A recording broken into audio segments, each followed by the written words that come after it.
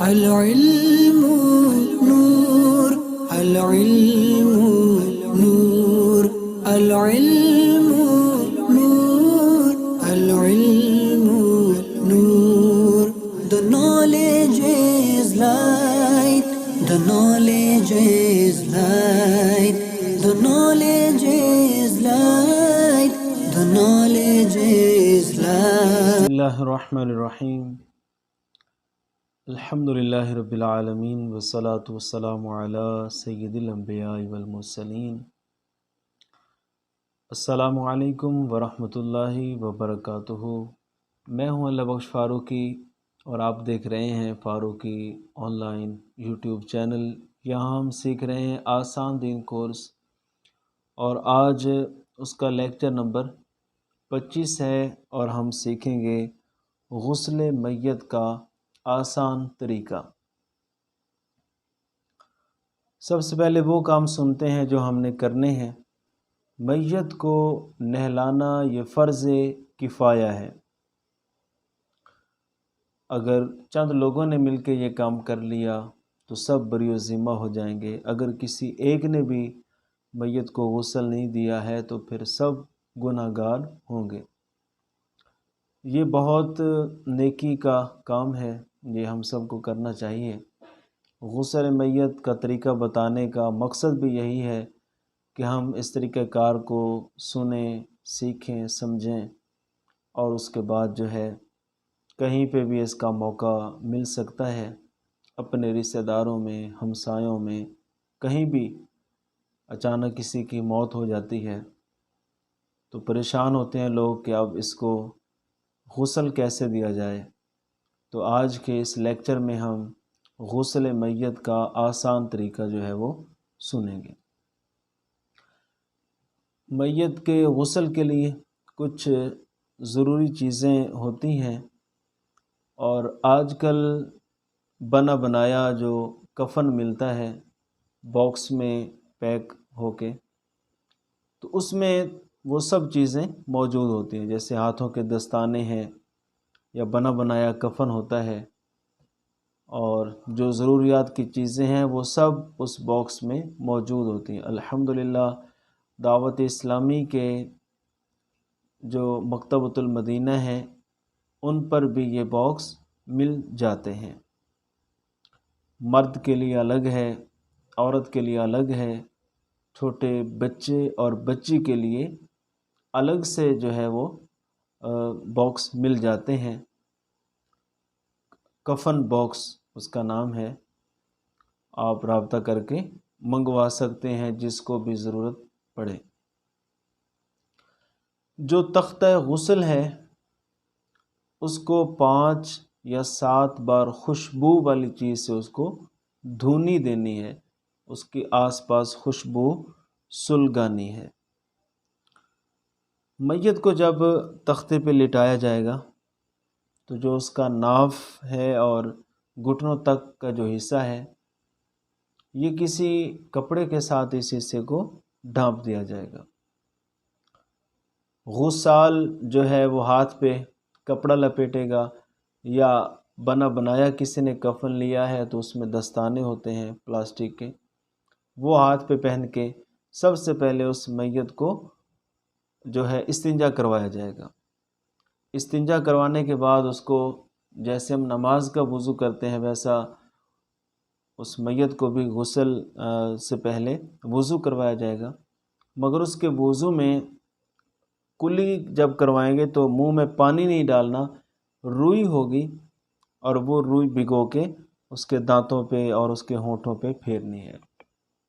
اور جیسے ناک دھونے کا موقع آتا ہے تو ناک میں پانی نہیں ڈالنا، بلکہ وہی روئی بھگو کے اس کے ناک کے نتنوں میں ڈالی جائے گی. غسل میت میں صابن وغیرہ جو ہے وہ استعمال کیا جائے.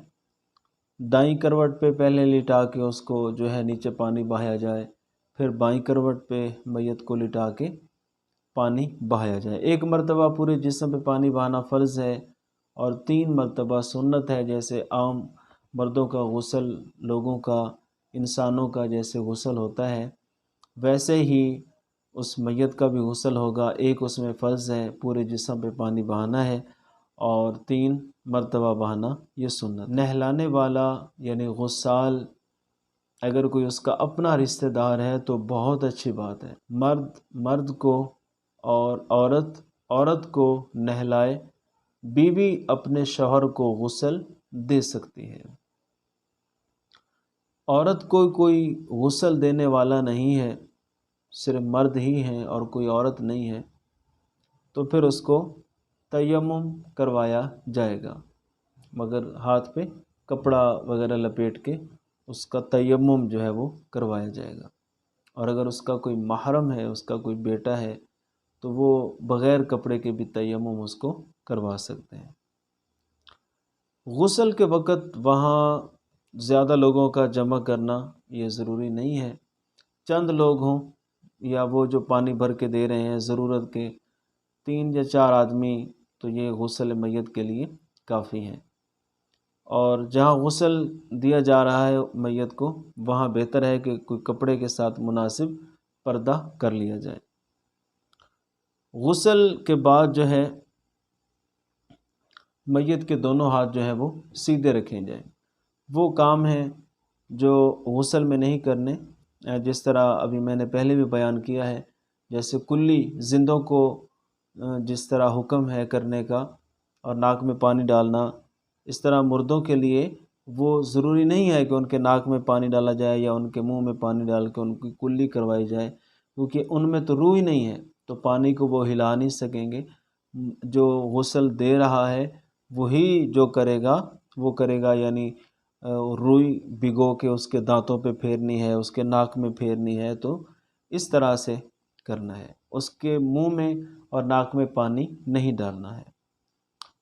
غسل میت یہ ایک ثواب کا کام ہے، نیکی کا کام ہے، تو اگر کوئی غسال یہ کورس سنے اور کوئی بھی غسل دے تو اس کی اجرت نہ لے، اس کا ثواب بہت زیادہ اسے ملے گا۔ اور غسل دینے والا مرد یا عورت اگر ان میں کوئی عیب دیکھیں تو حدیث پاک میں ہے، مردوں کی خوبیاں ذکر کرو اور برائیوں سے باز رہو۔ انسان ہے، اس نے اپنی زندگی گزار لی، اب اس کا آخرت کا سفر شروع ہو چکا ہے۔ اگر اس میں کوئی عیب ہے، اس کے جسم میں یا کہیں پر بھی کوئی ایسی چیز نظر آئی ہے، تو لوگوں کو بتاتا نہ پھرے بلکہ اس کو چھپائے۔ شوہر اپنی بیوی کو غسل نہیں دے سکتا مگر اس کا چہرہ دیکھ سکتا ہے، اس کے جنازے کو کندھا دے سکتا ہے، جو عوام میں مشہور ہے کہ شوہر اپنی بیوی کی چارپائی کو ہاتھ نہیں لگا سکتا، اسے جو ہے دیکھ نہیں سکتا، تو صرف غسل جو ہے وہ نہیں دے سکے گا اپنی بیوی کو، باقی جو ہے اس کا چہرہ بھی دے سکتا ہے اور اس کی چارپائی کو جو ہے ہاتھ بھی لگا سکتا ہے، کندھا دے سکتا ہے۔ میت کی اگر داڑھی ہے اور سر کے بال ہیں، بعض لوگ ان میں تیل لگاتے ہیں اور کنگھی وغیرہ کرتے ہیں، جن کی داڑھی ہوتی ہے ان کی داڑھی میں تیل لگا کے، سر میں تیل لگا کے پھر وہاں کنگھی بھی دینا شروع کر دیتے ہیں۔ تو اب میت کے لیے زینت بس وہی اس کا سادہ لباس ہی ہے، نہلا کے اس کو جو ہم سفید لباس پہنا رہے ہیں یہی اس کی زینت ہے۔ یہ زندہ لوگوں کے لیے جو چیزیں ہیں وہ میت کے لیے کرنے کی حاجت نہیں ہے۔ اس طرح جو ہے ناخن وغیرہ اگر بڑے ہوئے ہیں یا جسم کے جو ضروری بال لیے جاتے ہیں، میت کے وہ بال بڑے ہوئے ہیں تو اب کاٹنے کی ضرورت نہیں ہے۔ ان چیزوں کا پہلے خیال رکھنا چاہیے۔ جو مریض ہیں، جو اولادیں ہیں، والد کا اپنی اولاد خیال رکھیں، ماں ہے تو ان کی بیٹیاں خیال رکھیں۔ تو یہ ضروری جو صفائی ہے، اگر کوئی مریض ہے جب تک وہ زندہ ہے، جب وہ زندہ ہے اس وقت اس کی اس صفائی وغیرہ کا خیال رکھا جائے، بعد میں لوگوں کو یہ چیزیں یاد آتی ہیں۔ تو اب ان کے لیے یہ چیزیں کاٹنا، بال وغیرہ یا ان کے ناخن تراشنا، داڑھی میں تیل لگانا، کنگھا کرنا، یہ چیزیں جو ہیں جائز نہیں ہیں۔ ایک ضروری مسئلہ عرض کرنا ہے، بعض لوگ غسل میت کے لیے کہتے ہیں کہ نئے اور کورے برتن جو ہیں وہ لائے جائیں، ان کی حاجت نہیں ہے۔ وہ وہی تو ہے جو چند لمحے ہمارے ساتھ تھا، اب وہ میت بن چکا ہے۔ حضرت میاں محمد بخش رحمۃ اللہ علیہ فرماتے ہیں، جاندی واری ڈرونا بنیو ہتھ نہ لاندے ڈردے، جن نہ لئی تو پاپ کمائے کتھے نہیں وہ گھر دے۔ انسان جن کے لیے اپنی ساری زندگی کما کما کے اس کی کمر جھک جاتی ہے، ماں باپ بوڑھے ہو جاتے ہیں، اب وہ جب ایک میت کی شکل اختیار کرتے ہیں تو لوگ ان کو ہاتھ لگانے سے ڈرتے ہیں، ان کے کپڑے تک نہیں اتارتے، اولاد دور دور کھڑے ہوتے ہیں۔ میں نے خود مشاہدہ کیا ہے، کئی ایسے نوجوانوں کو دیکھا ہے، جاندی ویری ڈرونا بنے ہو ہتھ نہ لاندے گھر دے، جن نہ لئی تو پاپ کمائے کیتھے نہیں وہ گھر دے۔ تو ناظرین، اس لمحے کے لیے اپنے آپ کو بھی سوچئے، یہ وقت ہم سب پہ آنے والا ہے۔ کفن مسنون بھی، کیونکہ غسل میت بتایا ہے میں نے، تو یہ بھی ساتھ بتا دوں، مرد کے لیے 2 چادریں ہیں اور ایک کرتا ہے۔ ایک چادر کہتے ہیں اس کو، اور بعض اس کو ایک کو ازار بھی کہتے ہیں، ایک لفافہ بولتے ہیں، دوسرا کو ازار بولتے ہیں، تو میں آسانی کے لیے 2 چادریں اس کو بول رہا ہوں۔ اور ایک ہے مرد کے لیے قمیص، عورت کے لیے بھی 3 یہ چیزیں ہیں، 2 چادریں اور ایک قمیص ہے، اور 2 اس کے لیے اضافی چیزیں ہیں، ایک ہے اوڑھنی، سر کے اوپر دوپٹہ نما جو ہوتی ہے اوڑھنی، اور 5ویں چیز ہے جو ہے ایک سینہ بند، ایک کپڑا ہوگا جو اس کی ناف سے لے کے اس کے جو سینہ ہے یہاں سے لے کے ناف تک، یہ ایک پٹا جو ہوتا ہے کپڑے کا وہ بنا کے عورت کے جسم پہ یوں اس کا پردہ کر دیا جائے گا۔ تو یہ جو ایک چادر ہوتی ہے وہ میت کے قد کے برابر ہو، اور دوسری اس سے کچھ کم ہونی چاہیے۔ باقی قمیض جو ہے وہ مرد کی یہاں سے جو ہے وہ بنانی چاہیے، ایک سائیڈ سے کاٹ کے اس کا سر گزارا جائے، اور عورت کے لیے اس کے سینے کی جانب سے کپڑا کاٹ کے اس کی قمیض بنائی جائے۔ اس طرح جو مرد عورت کا جو کفن بیان ہوا ہے، بچی اور بچے کو ہو سکے تو ان کے مطابق کفن دیا جائے، یعنی بچے کو مرد والا اور بچی کو عورت والا، ورنہ جو بقدر کفایت لباس کفن کے لیے موجود ہے وہی کافی ہے۔ خوشبو لگانا میت کو، یہ بھی مسنون ہے،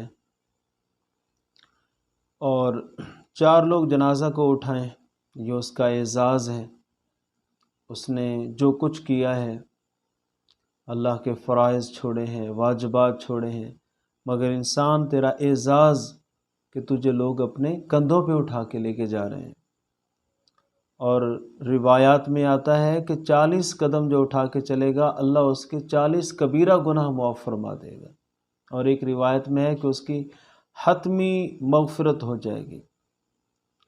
چھوٹے بچے جو ہوتے ہیں ان کا جنازہ جو چھوٹی سی چارپائی پہ ہوتا ہے تو وہ ایک آدمی بھی اس کو اٹھا سکتا ہے۔ جنازہ پیدل لے کے چلنا جنازہ پیدل لے کر چلنا افضل ہے، اور جنازہ میں شرکت کرنا یہ نفل نمازوں سے بہتر ہے، بالخصوص جب کوئی ہمسایہ فوت ہو تو اس کے جنازے میں شرکت کرنی چاہیے۔ دنیا کے کام ختم نہیں ہوتے، کئی لوگ کام کاج کی وجہ سے جنازے میں بھی شرکت نہیں کر پاتے۔ جنازہ کے بعد دفن سے پہلے اگر کوئی جانا چاہتا ہے تو اس کے ورثاء سے اجازت لے لے، اور اگر میت کو دفن کر دیا گیا ہے تو اب اجازت کی ضرورت نہیں ہے، اب اگر جانا چاہتا ہے تو یہ جا سکتا ہے۔ یہ ہم نے جو ہے غسل میت کا کچھ آسان طریقہ سیکھا ہے۔ مزید مسائل جاننے کے لیے اور آسان دین کورس کے بقیہ 24 لیکچرز یہاں موجود ہیں یوٹیوب چینل پر، آپ وہ دیکھ سکتے ہیں۔ ویڈیو کو لائک کیجئے، شیئر کیجئے۔ اگر آپ پہلی مرتبہ اس چینل پہ آئے ہیں تو چینل کو سبسکرائب کیجئے اور بیل آئیکن کو بھی دبا لیجئے تاکہ نئی آنے والی ویڈیوز جو ہیں وہ آپ کو ان کا نوٹیفیکیشن مل سکے۔ مجھے دیجیے اجازت۔ السلام علیکم ورحمۃ اللہ وبرکاتہ۔